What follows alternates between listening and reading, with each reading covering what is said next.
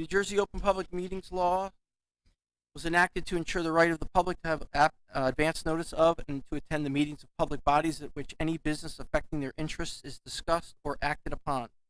In accordance with the provisions of the Act, the Hopewell Valley Regional Board of Education has caused notice of this meeting to be published by having the date, time, and place thereof communicated to the Hopewell Valley News and the Times on January 7, 2025.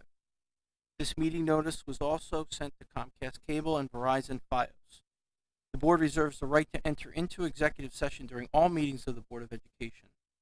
The meeting is being recorded for the purpose of board review, future reference, preparation of the minutes, and viewing on YouTube, Bulldog TV, and the school district website, www.hvrsd.org.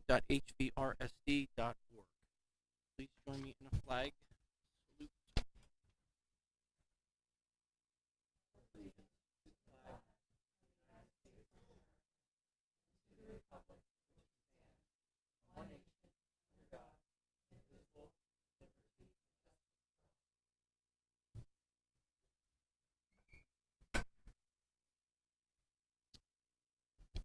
Okay. So just to kind of explain for new folks and folks who are watching on TV why the board secretary is handling the meeting at this point. As I mentioned, this is the board organizational meeting. It's the one time of the year where the board is coming together to be reformed, to elect a president and vice president, and begin their work. And by rule, the board secretary has all the power. So I could let this meeting go a long time and just kind of filibuster, but nobody would really want that. So my first order of business tonight is to record or report the election results. Just shout out again that that election did produce a successful referendum by the board, and we have been actively ongoing getting that started. We've met with many of our professionals and are preparing to sell bonds in a few weeks. We had our bond rating call today with Standard & Poor's, and hopefully we get the same or a better rating than we got when we did the resale. So that's all good, but for tonight's purposes, elected to the board from Hopewell Township to a 3-year term with 4,946 votes was Hope Cotter. Welcome aboard. And re-elected to the board with 4,694 votes, Amanda Stiliano. So welcome back.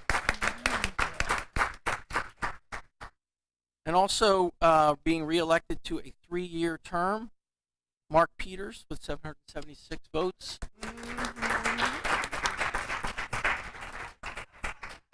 Okay. So the next. That's all that matters. So the next bit is will join me back at the podium to take your oaths of office.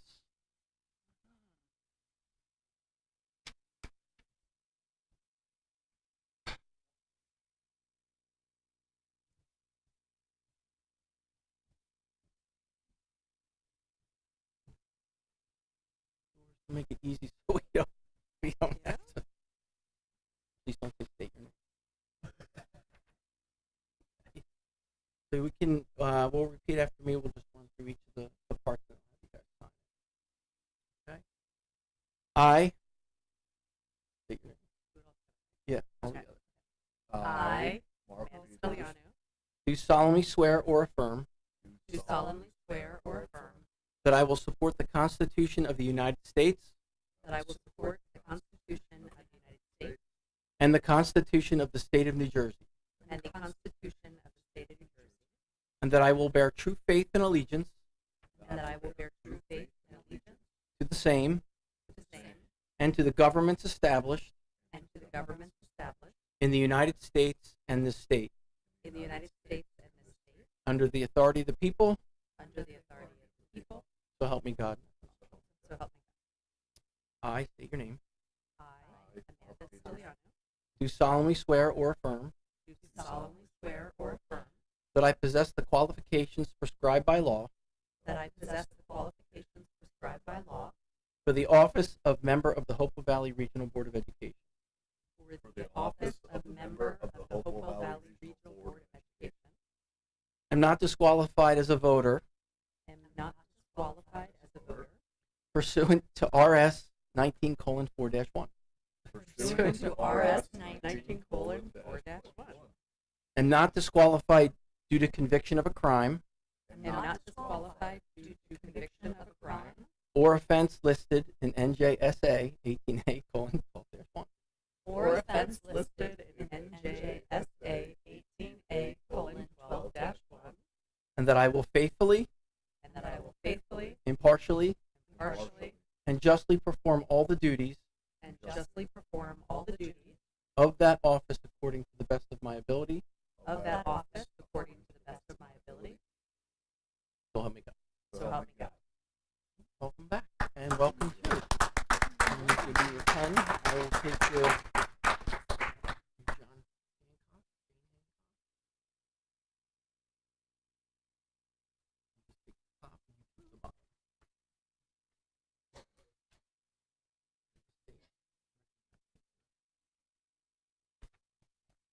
Just the top. Official. You guys want to get a? Did you get a picture? You want a full picture of them all together, holding their certificates up?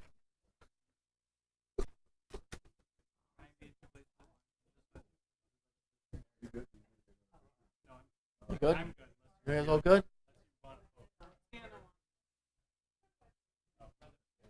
Yeah, we need to get that on the website. Yeah.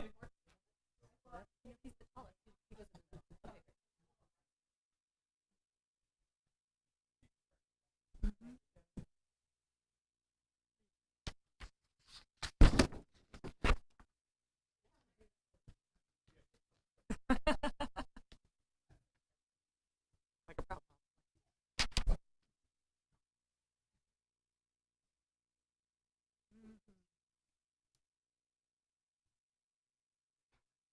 Okay. Now that we have sworn in board members, we can take the roll.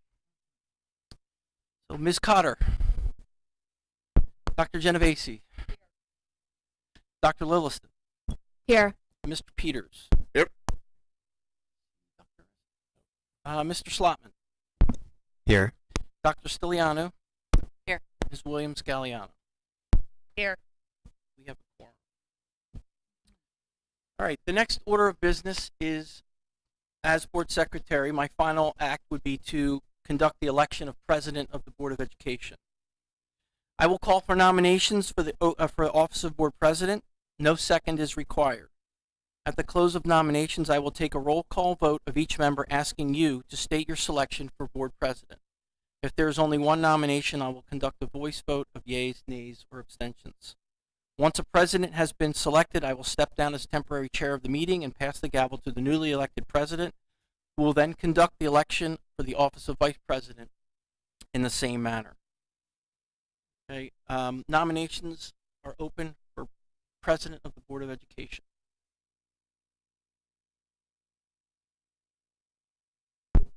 I will nominate Anita Williams Galliano.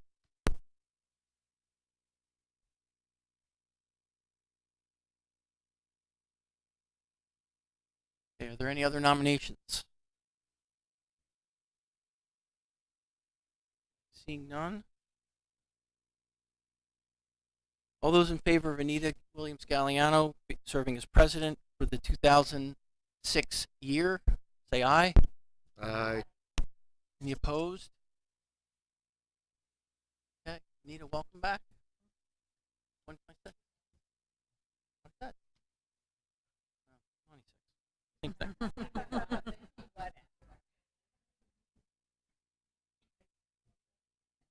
Yeah, I don't want to. Okay. Here we are.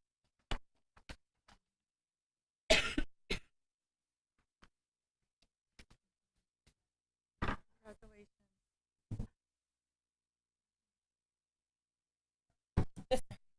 Now you I can know go where it is. script.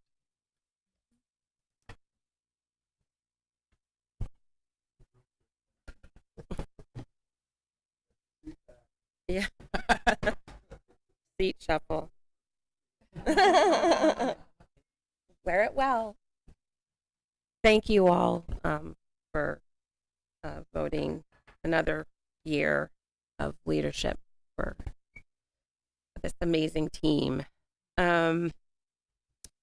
So I will call for nominations for the office of Board Vice President. No second is necessary. At the close of nominations, I will take a roll call vote for each member, asking you to state your selection for Board Vice President. If there is only one nomination, I will conduct a voice vote of yeas and nays or abstentions. This will conclude the election of officers for the 2026 calendar year. Accepting nominations. I'd like to. Is this thing? Is it on now? Now. Is it on now? I'd like to nominate Dr. Pamela Williston. Okay. Any other nominations? Seeing none, I'll take a voice vote. Yays. And Yays. Any nays or abstentions? Seeing none, welcome to the team, Dr. Lilson.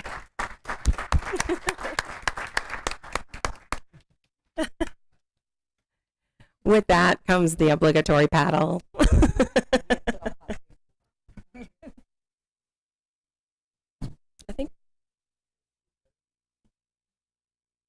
I think we should toss it around sometime, move the panel over.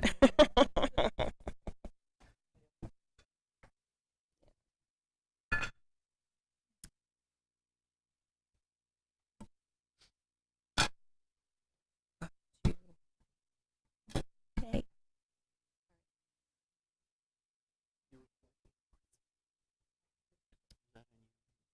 Yes. Do we have that?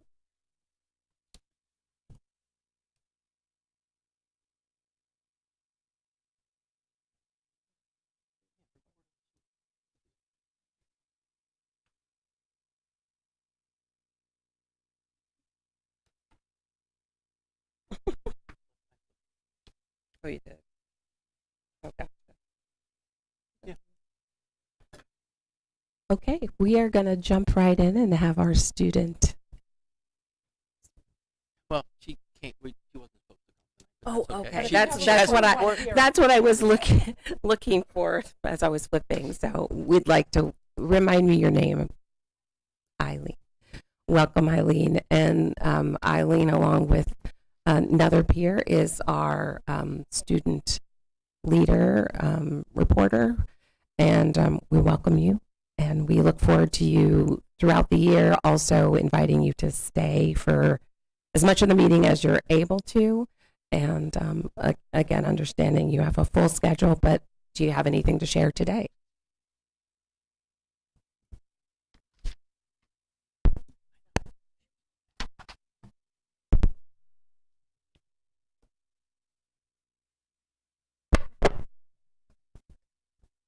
So this is a relatively short one because it's been like a week since December's recap. But before winter break, the HV Choir program performed a successful magical dinner and are now planning for their January cabaret concert this Friday, the 9th, in the high school cafeteria. Our HV dance program also finished a wonderful winter dance festival performance. Casts for the musical Pippin have been finalized and shows will be in early March. Student Council culminated the year by wrapping with a successful Winter Spirit Week leading up to the pep rally. At the pep rally, our school's dance team performed for their second year, and both winter athletics and a choir performance were featured. The annual class dance-off was then held as each grade put in their best efforts and school spirit. Finally, during the break, girls basketball made a journey to Orlando, Florida, and had a successful performance at their holiday tournament. Looking forward, we will start the new year strong by having our National Honor Society induction ceremony this month to celebrate the academic successes of our upperclassmen. Thank you. Thank you.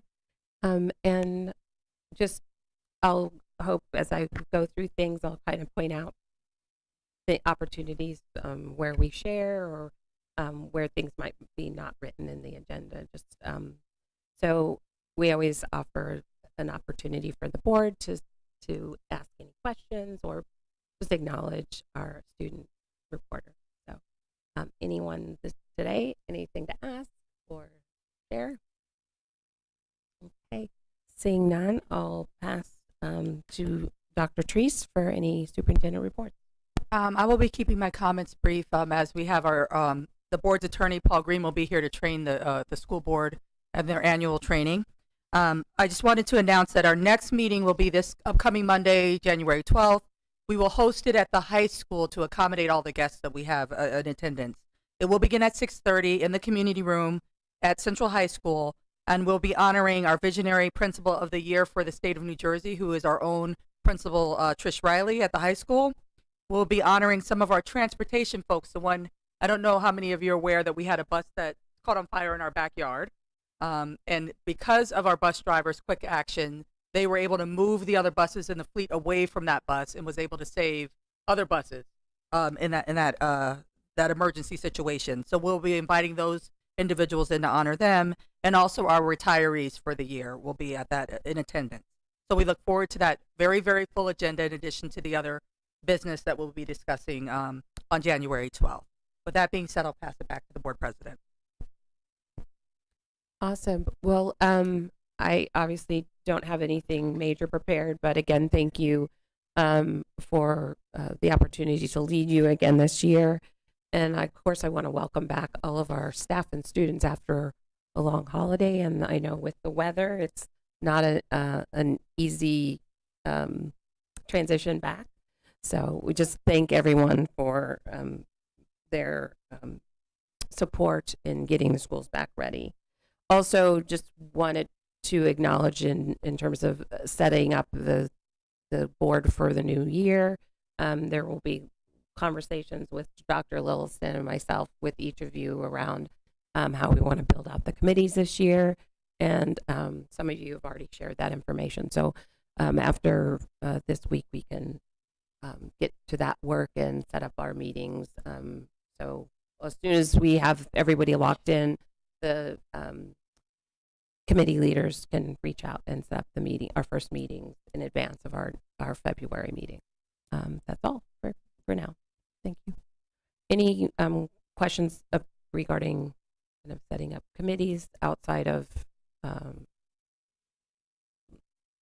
not minutia, but just anything of question or concern? Okay, seeing none, we'll move on to our favorite ethics training. So It is always good for everyone to be refreshed. As you know, this touches on a lot of areas in terms of how we meet, how committees, how we work in committee, etc. So thank you, Paul, for being here with us. Thank you, Madam I'm President. going to Yeah. usurp Paul for 1 second. Sure. Each of the board members at their nameplate tonight should have gotten a copy of the Code of Ethics and an acknowledgement of receipt of the Code of Ethics. If you guys could all sign that now. One of the obligations of the board secretary is to make sure that each member of the board gets a copy of that and the acknowledgement thereof back. Paul's going to be talking about this code as we go through, so just sign them and pass them down. John, did you get one? It's over there. We'll get it to you. Thanks, Bob. We'll try to make this as painless as possible. So let's go to the first slide. So basically, we have the School Ethics Act, which is actually a couple of statutes in 18A, and it's there for basically reinforcing the importance of holding the respect and confidence of the public and avoiding conduct in violation of the public trust. Go to the next slide. Keep going. Okay, to whom does the School Ethics Act apply? It applies to two different classes. It applies to board members, managerial employees, and officers of the School Boards Association. There are two parts to the School Ethics Act. There's a statutory part that applies to all school officials, and then there's the Code of Ethics, which is what you have in front of you. That only applies to board members. Next. The regulation, why are we here tonight talking about this? Because the regulation says we must. Each District Board of Education shall discuss annually the School Ethics Act and the Code of Ethics pursuant to the statute at a regularly scheduled public meeting, which is what we are doing this evening. Next. The Act itself, Section 1, talks about prohibited acts, which are conflicts of interest. Section 2 is the Code of Ethics. Go to the next slide. So the prohibitions, we're not going to go through them in detail, but they're essentially business conflicts, any kind of business that's doing business with the school district, any financial conflict. You may not use your position to secure unwarranted privileges. or employment for yourself or members of your family, or act in your official capacity where you have a immediate family member who has a conflict of interest. Next section. And part of this will be the board receiving very shortly a invitation from the School Ethics Commission to do a financial disclosure form. Right. So that gets revealed in case there are any conflicts. You may not have any relationship with a business or organization that has an interest. If you do, that represents any person, party other than the board or district. The one area that there's an exception to that is you obviously can, of course, represent your own child if there's any kind of proceeding involving disciplinary proceedings, for example. But we would talk in that circumstance about making sure that you don't cross the line and basically do anything in violation of the Ethics Act itself. But you do have the right to represent your child. Next. Now the Ethics Code of provisions themselves. This is the board member provisions that you have in front of you. We're not going to go through every one, but we're going to go through some of the key ones. The first one is why you're here, which is that you make decisions in terms of the educational welfare of the children, seek to develop and maintain public schools that meet individual needs of all children, regardless of ability, race, creed, color, sex, or social standing. Next. Confine my board action to policymaking. Your role as the board, first of all, you individually have no authority except when you're sitting here together at a meeting as the board or in a committee meeting, basically where you're charged with board business. So your role as a board member is policymaking. Basically, the way school boards often talks about it is the balcony picture. You've got the dancers on the ballroom floor. You're on the balcony overlooking the ballroom, setting the policy that governs the district. Policy making, planning, and appraisal, and you will only frame those policies and plans after you've consulted those who will be affected by them. Next. Board members formulate programs and methods to effectuate the goals through a variety of methods. Committees, you have ad hoc committees or standing committees. Sometimes you'll have a special committee to deal with a particular matter. Discussion and action at a duly convened meeting, which is typically where you would discuss and act on items. Next. Section D, you will carry out your responsibility not to administer the schools. Your job is not to run the schools. That's your administration's job. But together with your fellow board members to see that they are well run. We often get asked the question, well, how do I see that they're well run without administering them? Well, you have oversight. You have one employee that is directly responsible to you and who you are directly responsible for. That's your superintendent. There's a chain of command and everything flows through your superintendent. And that is how essentially you oversee the schools themselves. Next slide. When a violation is alleged of that particular provision, there has to be a showing that respondent is the term for a board member who was responding to a complaint before the School Ethics Commission, that the respondent gave a direct order to school personnel or became directly involved in activities or functions that are responsibility of school personnel. Next. So, for example, there was a case in 2005 where a board member asked for copies of SAT reports from the guidance secretary, took it upon himself to inspect lockers in the boys' locker room, and decided that he should instruct staff on supervision of students. Clearly, in that circumstance, that's a violation of the School Ethics Act. Again, you don't administer the schools, you oversee the administration of the schools. Next. Individual board members may not give direct orders to the administration. So, how do we deal with this particular circumstance? Board members may ask questions of administration relative to the process by which a recommendation is being made. You're certainly not a rubber stamp. You're entitled to information about why a recommendation is coming to you and why you're being asked to vote on something. You may engender conversations at the board meeting when the discussion occurs after a motion is made and seconded. Or you may ask the board president to return the recommended action to committee or make what under Robert's rules is called a motion to commit, which is not a reference to sending it to an insane asylum. Frankly, it's a reference to sending it back to a committee. Next. The board or a committee may direct the administration to perform certain tasks, functions, studies, analyses at any point. But again, that's basically a board determination. The board, a majority of the board can do that so long as they're consistent with the policy making, planning, and appraisal roles of the board and or consistent with board goals or the superintendent's goals as well. Appointment of personnel. This is very important. One of the areas that we often find issues with are confusion over the role in terms of appointment of personnel.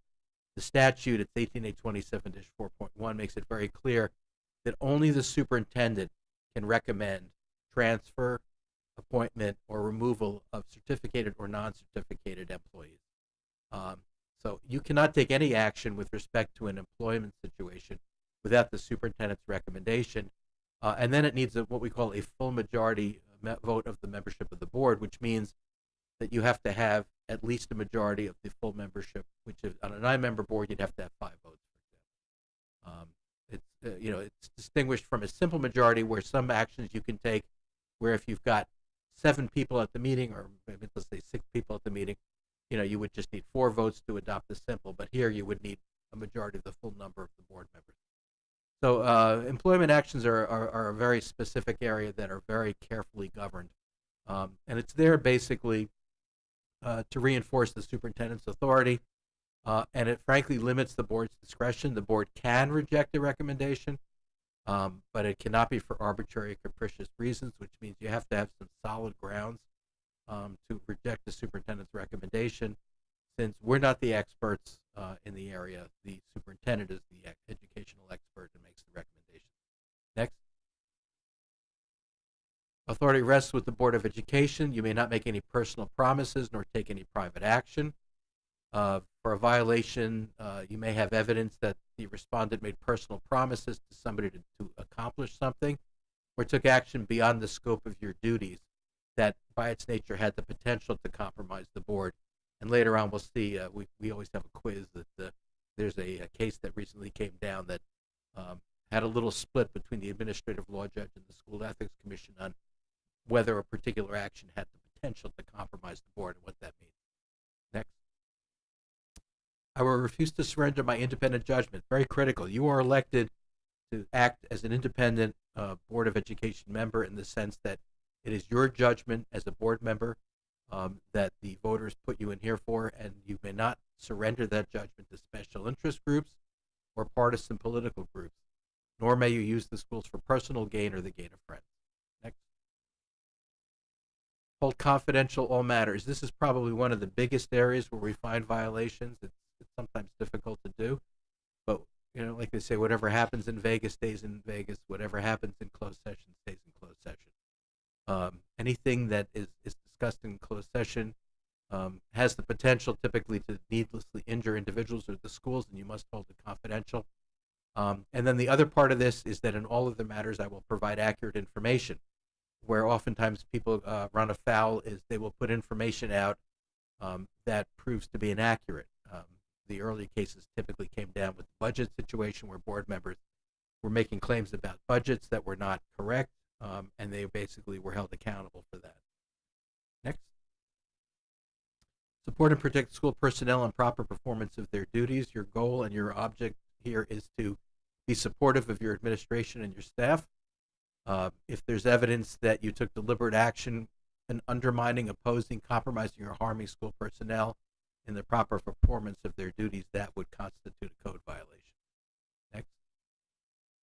Complaints. All complaints go to the Chief Administrative Officer, that's your superintendent. You will act on complaints at public meetings, so you don't act on complaints privately, and only after failure of an administrative solution. It's very rare that you should ever have to get to that point.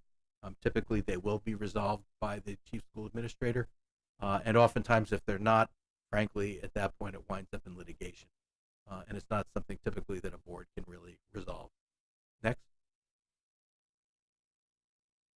There's a question of the code doesn't explain how you refer complaints. 2 options: you may make the complaint referred directly by yourself, or you may direct the constituent to go directly to the Chief School Administrator. Oftentimes what we suggest is that if it's a specific issue with regard to, for example, a staff member, that the public member should be advised to follow the chain of command. First discuss the issue with, if it's a teacher concern, discuss it with the teacher, then the principal, and ultimately then the superintendent. Next. Who can file a complaint? A complaint with the School Ethics Commission can be filed by anyone, except it's any person. So a Board of Education cannot file a complaint. There's a 6-month statute of limitations for filing. Next slide.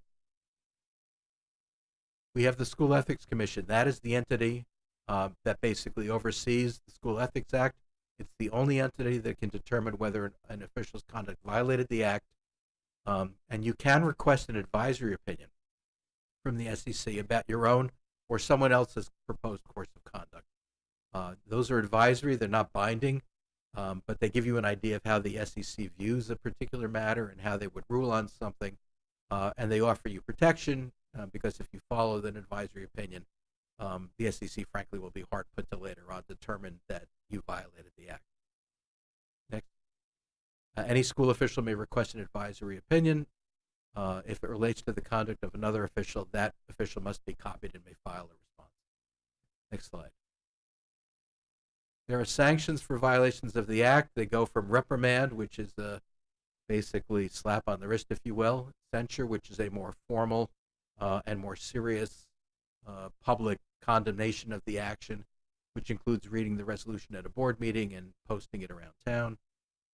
Suspension, they can suspend a board member for a period of time, and in very severe cases, they can actually remove a board member from office. That does not stop the board member from running again, but they are removed from their current term. Next. Bob mentioned this, that you are going to have financial disclosure forms that you have to fill out. They have to be filed within 30 days of being sworn in. And if you're a returning school official on or before April 30th, this is just there to kind of remind you of this fact. And that basically, you have to reveal essentially any potential business that you have. We're looking for any conflicts of interest.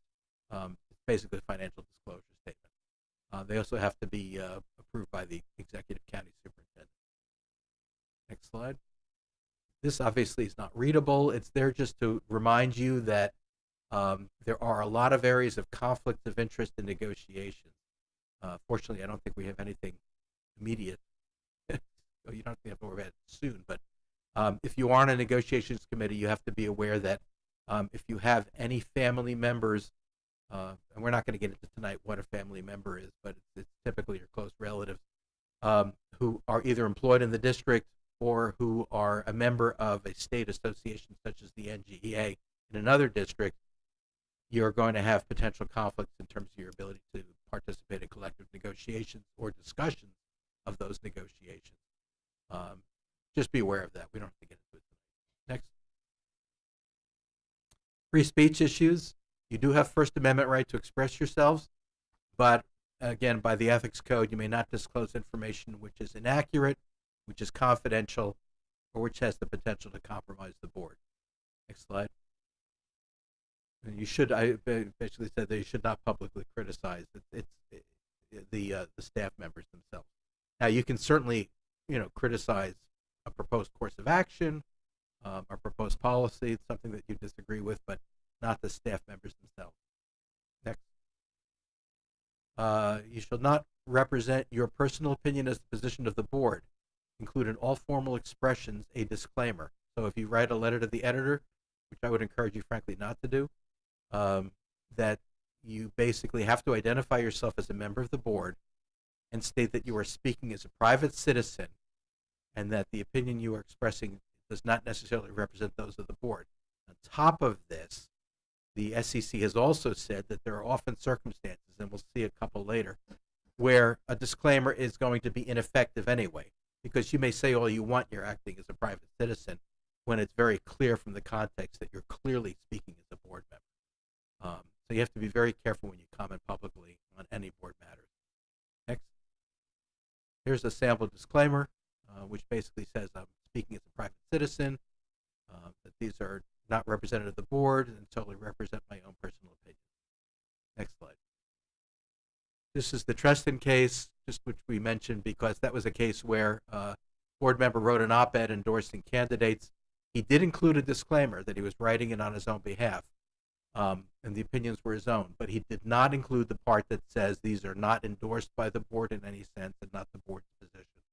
And he used terms like we and our, and basically it was confusing because the SEC found that it created the appearance that the entire board was endorsing certain candidates.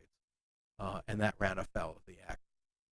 The ALJ, the administrative law judge, we have these cases go typically before the Office of Administrative Law, where administrative law judges do an initial hearing.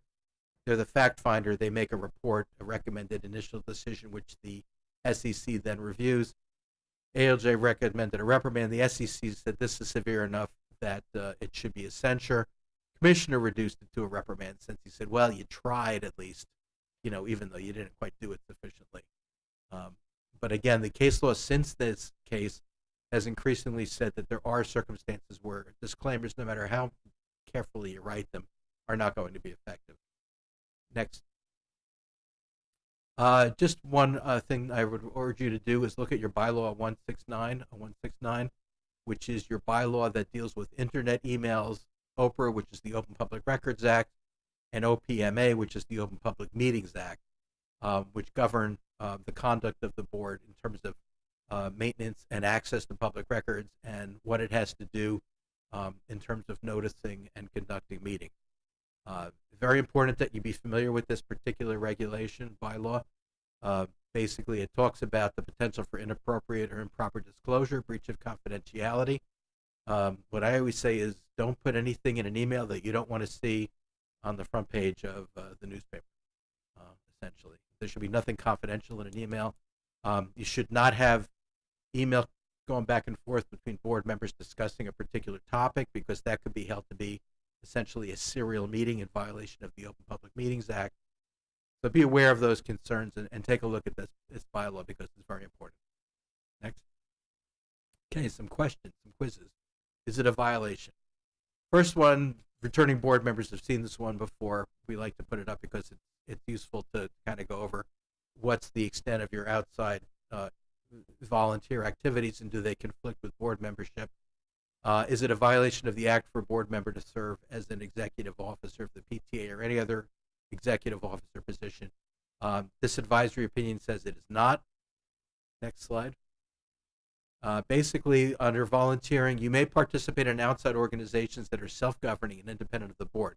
PTA, although it has a very close relationship with the district, is an independent organization. You must recuse on voting and be careful not to enmesh your role as a board member when there's the activity of an organization involved. You may not supervise school personnel or funds. You may not have regular contact with students or staff. You may not have an active presence in school functions. You cannot serve as a volunteer coach, club advisor, etc. If there's extensive involvement with school personnel and with extensive fundraising, that presents a concern. Next slide. So, having said that, how about this one? Go back. Okay, go forward. There we go. We're going around. Okay. Got a board member. Before she became a board member, she co-founded the CPAG, the Special Education Parents Advisory Group. She continued to hold the leadership role after the election and was also chair of the board's Special Education Committee. Did she violate the School Ethics Act when she sent an email from her board email account to the CPAG members advising that she intended to attend an upcoming board meeting as CPAC co-leader and not as a board member? And the answer is she did. That was a violation. Next slide. So what the School Ethics Commission said is there's no inherent per se conflict of interest in serving as the board member and CPAC leader. They found this is akin to membership in the PTA, as we've seen before, or there was an earlier advisory opinion that held that being in a special education parent discussion group was not a conflict of interest in and of itself. That you would not reasonably be expected to prejudice your independence of judgment in the exercise of your official duties. But here, board member crossed the line. She blurred the line between her role as a board member and the CPAC leader because she was now advocating on behalf of special education students and their families. You can say certainly what's wrong with advocating on behalf of special education students and their families, and certainly that's a bona fide position to take, but you have to be very careful because the board has its role and the parents have their role, and you can't really blur the line between the two. You have to be very careful, essentially, and jealous of guarding your role as a board member and not cross over to that line of advocating on behalf of families. Now, there could be times when you could take a position as a board member in support of various special education initiatives, for example, and that's not going to cross that line. But here she clearly went essentially and said, I'm going to be here as the representative of the parents not as a board member. You can't do that. Next. Here's another one. Board member prior to the election had been an active community member, occasionally, if not often, at odds with prior board administration. Posted board-related comments and information on her Township Watchdog Facebook page, many of which did not have a disclaimer. Next. That is true. It was a violation. So her post had a clear nexus. They look for a connection between the post and your role as a board member. Her posts were clearly relevant to the board business. Even the posts with disclaimers. Again, here's the circumstance where essentially the SEC is saying, it doesn't matter that you had a disclaimer. You're writing about board matters and matters that you had knowledge of because of your position on the board. And clearly, the public is going to see that as acting as a board member or speaking as a board member, no matter how much you disclaim it that you're acting as a private citizen. The ALJ found the respondent used her position to secure advantages. She was trying to support board candidates that she supported in the election. She made personal references to board matters that could have compromised the board, and she supported a political group, which was the surrender of her independent judgment. Given the context of the post, the commission agreed that a reasonable member of the public could perceive she was speaking in her official capacity or pursuant to her official duty. So the context is very important in these kinds of cases. Frankly, I would urge you not to have any social media comment whatsoever connected to the board activity. Next. Now, here's another one. Board member violated School Ethics Act when he used his personal social media account to respond to social media posts concerning potential banning of books in school. That post generated responses from the public who asked for clarification and the members' thoughts on banning books. Again, no disclaimer was included here. And that was a violation. And it's interesting, though, because the administrative law judge found that the posts were interpreted reasonably as being made in the capacity as a board member. So really, the disclaimer was not really an issue because clearly this board member was speaking as a board member, which, by the way, your policy says that the board only has one spokesperson, or technically two. One spokesperson for the board is the board president. Your superintendent is the spokesperson for district matters, not directly pertaining to the board itself. But the ALJ found here there's no factual evidence that the post had the potential to compromise the board, because keep in mind there's two prongs to this. You make it as a capacity in your capacity as a board member, and it had the potential to compromise the board. School Ethics Commission disagreed with that. They said, yes, clearly there's a nexus here. Clearly they're connected. But the comments did have the potential to compromise the board. As first place, staff were expressing concerns as a result of this. They were wondering what's going to happen with what's in our libraries and what materials we're teaching. And keep in mind, there's no discussions occurred at the board level yet. This is purely public, commentary that's going on. And second, the poster was talking about potential board actions because this could come before the board. So I would encourage you to do what courts do, which is basically not to comment at all on any matter that may come before them, essentially. If there's going to be a comment or a statement put out, it should come through the board president officially on behalf of the board. Next. Board member violated Section D of the Act. This is an easy one. As we said before, you can't be a coach or an assistant coach even if you're a volunteer. So that's a violation of the Act. Next. Board member owned a spiritware company. Did he violate the Act when he sent emails to the school principal asking to send emails to students and families to promote the sale of spiritware for a parent-staff association? This is a parent-staff association, like a PTA fundraiser, and everything is donated. He's not making a profit from the sales, but it is a violation of the Act. You still can't do it. Next. Again, because it was a personal interest, that was found to be a conflict of interest.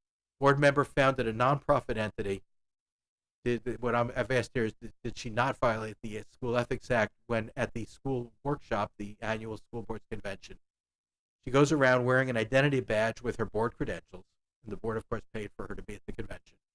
And she's also wearing a shirt promoting a nonprofit that she's created, nonprofit entity. She live streamed her interactions with vendors, introduced herself to 3 vendors, in particular stating in part that she was the board vice president. She owned her own profit. Oh, by the way, I have this great nonprofit. It's so-and-so. And here's our program and what we do. That was a violation of the Act. She did violate the Act. Next. She basically attempted to use her official position to secure business relationships with a nonprofit. Doesn't matter that it's a nonprofit. She's still seeking business relationships with a particular entity that she's created. And a reasonable person would view that she was lacking objectivity while performing her role as a board member and promoting her nonprofit. So they found a couple of violations there. Next. Board member received vendor information at the convention. Made that board member contact each vendor to ask about pricing and contact other school districts that use the equipment. No, that board member may not do that. Basically, next one. Board member violated the act. She took official action to effectuate policies and plans without consulting those affected. She has no right to contact the vendors in other districts unless the board directs her to do so, frankly. She identified herself as a member of the board, indicated the board was contemplating switching from MacBooks to Chromebooks, although the board had not even considered any change. This was considered pretty severe. They censured her for this one. You have to be very careful that you don't take any official action and start taking it upon yourself to go talking to other vendors without basically being charged by the board to do so. Next. Member violated the SCA, where after the superintendent denied the member's request to have code of conduct violation removed, communicated directly with the superintendent several times, emailed other board members without indicating she was doing so as a parent, although frankly she shouldn't have done so as a parent either, and the board attorney, and the spouse raised an issue in public comment at a meeting. It was a violation of the act. Next slide. Next. There we go. She made repeated communications, trying to persuade board members, board council, superintendent reverse course. Again, you have a right to represent your child in disciplinary proceedings, but here she went beyond the pale. And one thing you always have to be careful of is, even though you're coming in as a parent to meet with the teacher, for example, you're still seen as a board member.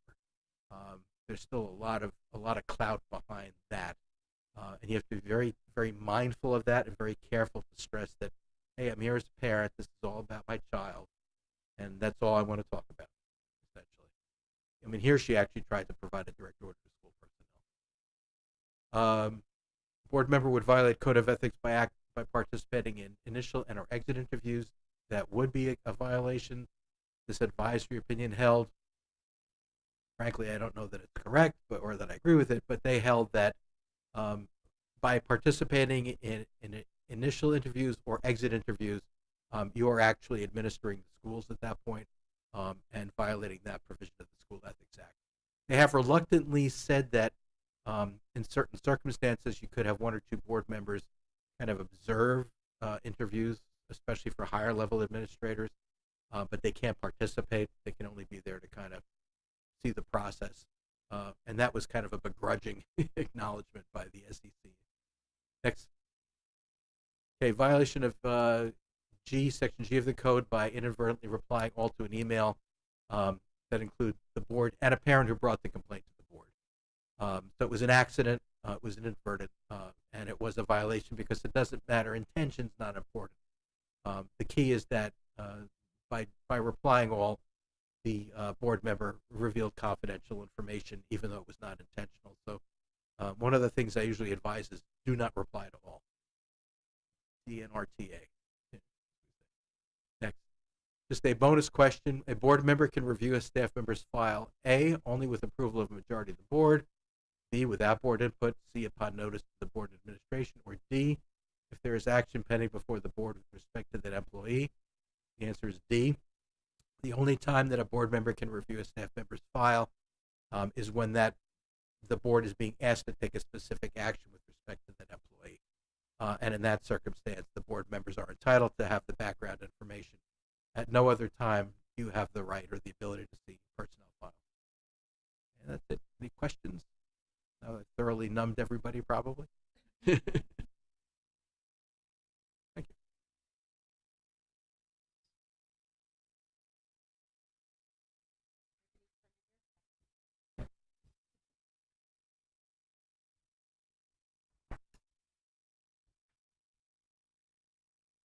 I have a question. I think one of the common questions that comes up among board members is around communication with the public through email. So if a parent or a community member sends an email, what can individual board members do in response to that email who are not the board president? They can forward it to the board president and superintendent and basically respond. You might even want to have an automatic response. Some boards do that, which say that thank you for their email. Pursuant to the School Ethics Act, I'm not permitted to respond directly, but I'm forwarding it on to the superintendent for comment. They should not respond directly, other than to say I've sent it on to the superintendent for review. I have another question. This is more a curiosity of mine because I recall it coming up, I think, 3 years ago when I did my first year training. Are board members required, if they are also parents who have children in the school district, to declare themselves as board members in their communication with staff or like teachers as it relates to their child? You're not technically required. If you're basically doing that, it's not a bad idea. Just to say, make you aware that, I am a board member, but I'm speaking as a, but you don't have to. It's not mandatory that you do that. It's just very, it's best to frankly, especially when you meet with people, that you not raise that. That you not say to them, I'm a board member, basically. I'm saying when you meet directly with them, it's probably better not to actually tell them that, because then they could argue you're intimidating them. That's interesting because during my training, Right. this is the reason it's come up for me. Right. Is I recall It's them very actually confusing. saying, You should identify if yourself. you are emailing your I would say if you're emailing, child's teacher, I would put it say, in. I'm a board member. I'm writing this in my Yes, I'm capacity saying as I a would parent." put that in the email. I would put that in an email. But when you meet directly with them, especially, if you're talking about that, I find it personally better not to kind of raise that in the conversation directly one-on-one, because that could get taken out of context or twisted around on you. If it's in writing, it's clear. If you're meeting one-on-one, they could argue that you're essentially trying to intimidate them. That's my concern with that. But definitely I would put it in an email. And also, I think another question, I know it came up for me in my first year or two. You talked about not replying all, but also you can't CC a quorum of the board on an email also. Do I remember that correctly, or it becomes a meeting? That's correct. I mean, it has the potential to, yeah. You want to avoid that, because you want to avoid having more than the quorum involved in a discussion. The danger is that people start responding. Arguably, if you just CC everyone, it's not a problem, but the recommendation is just err on the side of caution. Other questions? Those are good questions. Okay. Thank you. Any other questions? All right. Well, he's on speed dial. I'm just That's right.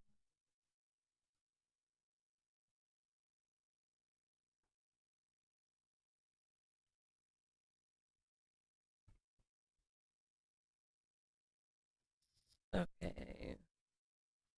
Favorite part.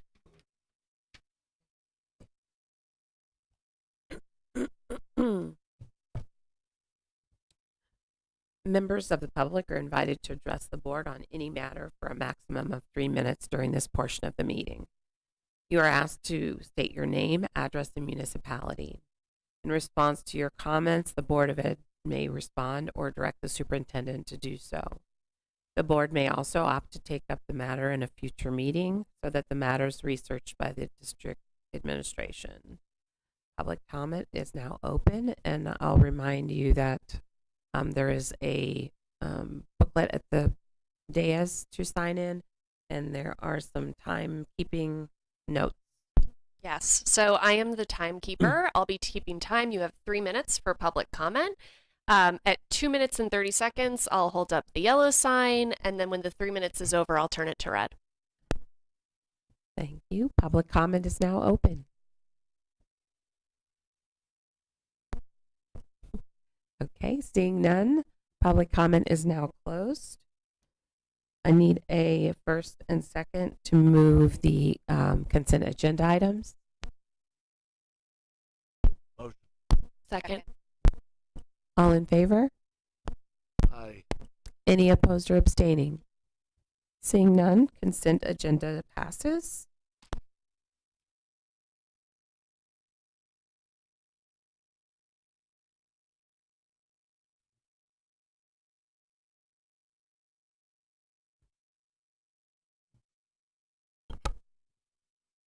Are you going to cover personnel? Okay.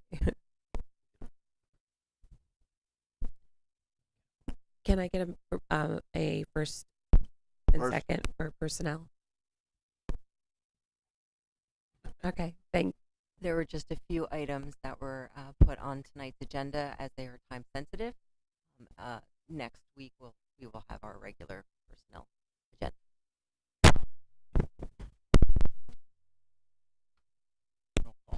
roll call vote. Dr. Genovese, Dr. Lilliston, Mr. Peters, Yes. Mr. Slotman, Yes. Dr. Ciliano, Yes. Ms. Cotter, and Ms. Williams-Galliano. Yes, Motion carries. wonderful. Any new business items? Okay, seeing none, we will have another public comment.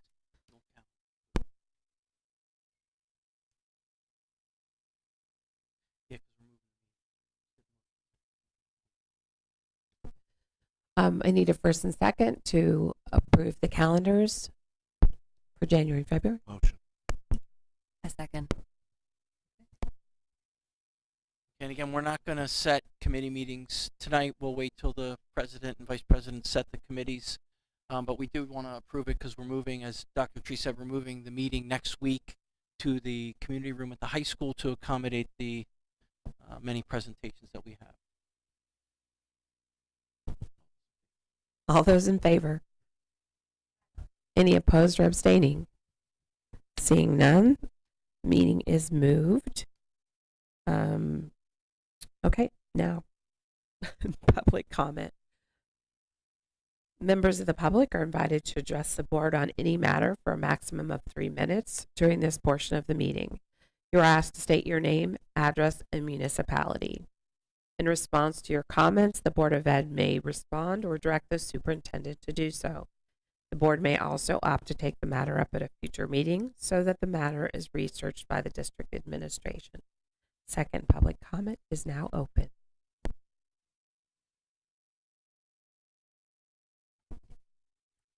Seeing none, public comment is now closed.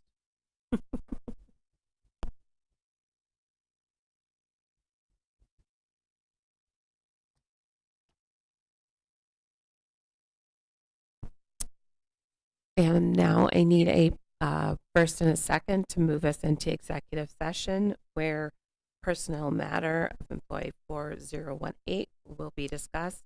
No action will be taken.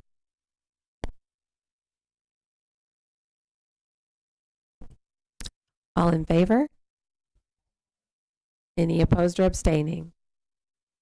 Seeing none, we are now moving into executive session. Thank you all for attending our first 2026 meeting.